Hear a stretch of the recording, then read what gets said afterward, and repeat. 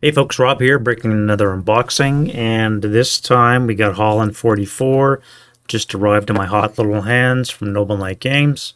I actually was expecting this next week, not now, so I'm here to break it open and we'll check out the components and we'll get right into that. All right, so what we're looking at here is Holland 44, again, another Mark Simonitch design, GMT Games. This is a 2017 printing, so I'm not sure if it's been reprinted or not, but you can see slightly used from the crease in the box already. But I'm still eager to get in my hands. So this is Holland 44 as a set Operation Market Garden. We can see it's going to be a long linear map. Imagine most of the action will probably be 30 core pushing up while you have the various airborne units in some kind of defensive operation or trying to hold on to their gains until they get relieved by the 30 core. So what are we going to get here? Looks to be one full-size map, 22 by 34 inches. Not too bad, plus another map section as well. So this is a two-piece map. 2 sheets of counters, 2 identical player aid cards, 1 scenario card, and 1 rules booklet, as well as a couple of dice. And we're looking at complexities of 6, and solitaire suitability is rather high for 7. So clearly this is one of Mark's earlier designs, and it's intended, well, it can be played solo as I intend to play it. Again, this is the 2017 printing, so let's see what's inside. First off, we have a little Holland 44 errata. So we have various hexes that have bridges blown, and we got to make sure that we do that. So let's not lose that. So here we have the rules of play, and again we're going to be looking at this one's a bit expansive, 40 pages, but I assume because it's got a lot to cover, it's almost twice the size of the Normandy 44 and the Salerno 43 books that I already have. But it should be the same contents throughout. Now, again, we have a little bit of a change to the counters. This is reflected in the newer rules where you actually have steps. Some of the earlier versions, you might have troop quality there, but troop quality has been essentially replaced by general classes like elite. Stacking should be... Yeah, this one's a bit different again too. So each game seems to be a little bit different in terms of rules. So this one here for stacking, you can have any 2 units plus 1 free stacking unit, which is basically your headquarter types and defensive units like flat guns and engineers, that kind of thing. Also, 1-step armored units are considered free stacking as long as there's no other armored units. And we also have demi battalions, which I assume are subunit developments maybe from the various factions. Demi battalions. Demi battalions are indicated by a color bar behind their unit ID. All right.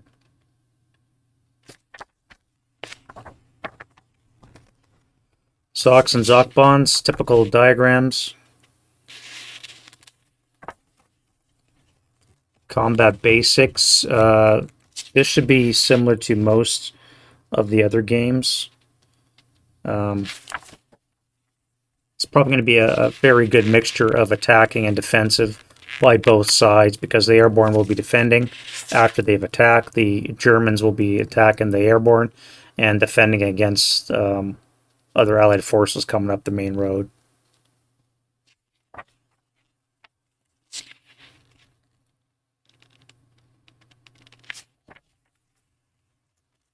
Disruption recovery seems to be the same. Full retreat, I think, is a new one. I haven't seen that in the previous games, or either that or I just haven't encountered it yet. Artillery units supply, that's the same. We have night turns. This is definitely new, not in the other ones.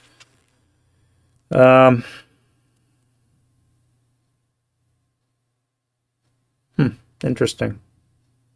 Gonna involve some night actions, but they only have the 1 half-page rules for that.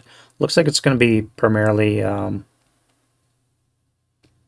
Well, I guess it's a typical turn. It's just that, yeah.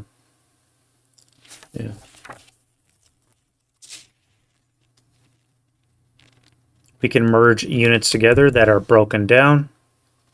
So I assume this includes things like demi battalions where you can break them up into, or consolidate them into a larger unit possibly. I'm not sure. Again, we'll figure this all out as we go through it.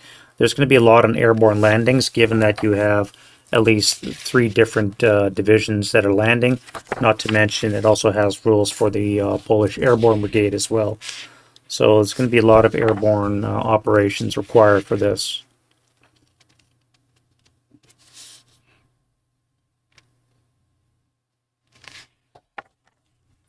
Even to the point where we have traffic markers on the road. Interesting. All right, so how do we win? Victories checked and award in victory phase.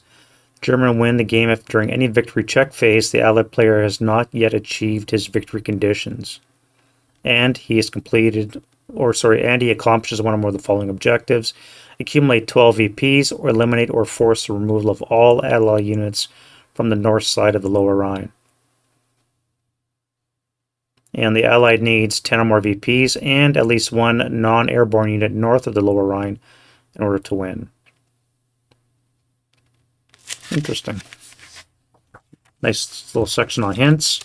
And then here we have, again, typical extended example of play so that somebody like myself who's new to this kind of thing can jump right in and basically mimic the moves from the first couple of turns.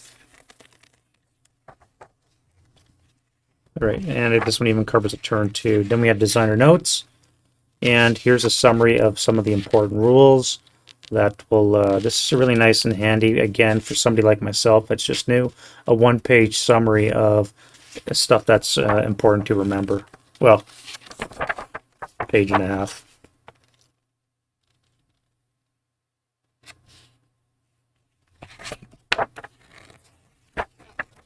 And then we have a reinforcement schedule for the Allied and the Germans. I assume this is replicated on the cards. And then, of course, the index with an expanded sequence of play so that we can make sure we follow all the steps.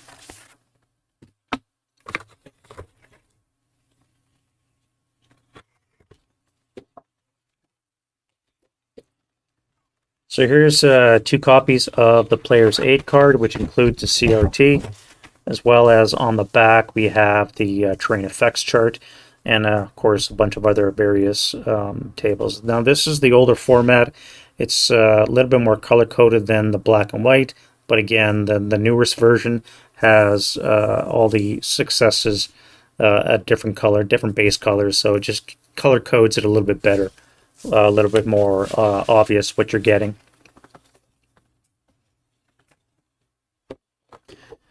All right, so we have the one scenario setup card. There's only the one. These are all the German units, of course, Allied, coming on various locations. And we have 20 of those unknown, so they could typically represent one-step units. You don't know what's there. So it adds a little bit of fog of war to the overall effect. I think that's going to be a really good addition, getting the unknowns. All right, so this is one of the counter sheets, of which there's 2. Now, sheet 1, Germans, allies on the right. This is a little bit thinner than the last one that I just looked at, the France 40. These are a little bit thinner. They're a little bit more flexible, so I'm not sure about that. Looking at the registration, the die cutting seems to be, everything is good. Of course, we have a corner rounder, so we'll be able to get rid of all those annoying little nibs.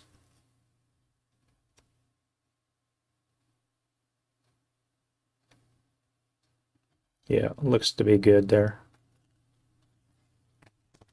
Little back of the same sheet.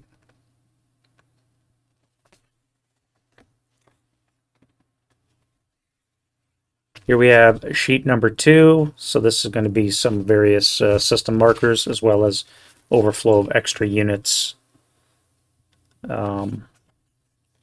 Again, quite thin, so it's quite flexible, which I'm used to them being a little bit thicker in quality. I don't know what that's going to mean for durability, but considering it's relatively small counter mix, I don't see a lot of wear and tear on these, but you never know. We're definitely going to be playing this more than once, so it's we'll see again how the counters hold off with the thinner cardstock that they are. All right, so this is the map that we're looking at now. It's actually two pieces, so they do overlap by about 6 to 8 or so inches.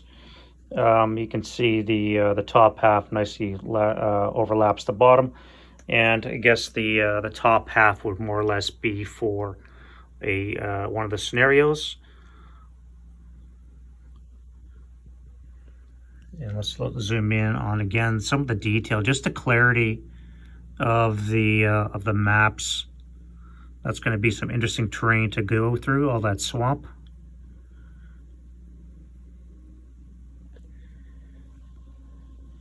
And then we have the various scenario information on the right bottom side. And again on the top left. So that was a quick look at Holland 44, Operation Market Garden, September 1944. It's going to be interesting. So each turn represents 8 hours. There's going to be an AM and a PM, as well as various night turns. So 2 games. One is a 20-turn campaign, which covers the whole thing, and then there's an 11-turn tournament scenario, a little smaller for that purpose. Yeah, so the map size is going to be 2 kilometers per hex, and the time is essentially 3 days per turn. So there's an AM, a PM, and a night per turn. Another Mark Simonitch, awesome design. So again, it's gonna be on the list of things I have to play. You can see I've got Normandy still set up. I do have to finish that first. I'm going to give Normandy a second go so I get better at it. And then I'll do Salerno. And then now that I have this in my hands, I'll probably do this one. And of course, we have France, and who knows what else is going to show up from GMT. Yeah, so Holland 44, again, let me know what you guys think of this, whether or not you want to play it, or if you have played it, what your thoughts on it were. Yeah, I can't wait to dive into that. And the map size again is fairly small. We're looking at a 22 by 34, 22 wide by 34 tall, and then there's another 17 by 22 part on the top that overlaps nicely. So all total, you're probably looking at about 40 inches, maybe 46 inches for the full length. So any 4 foot or so table that's about 2 feet wide will be able to fit this map quite nicely. And of course, there's also the vassal route. So yeah, Holland 44. Let me know what you guys think. See you in the next video. Bye bye.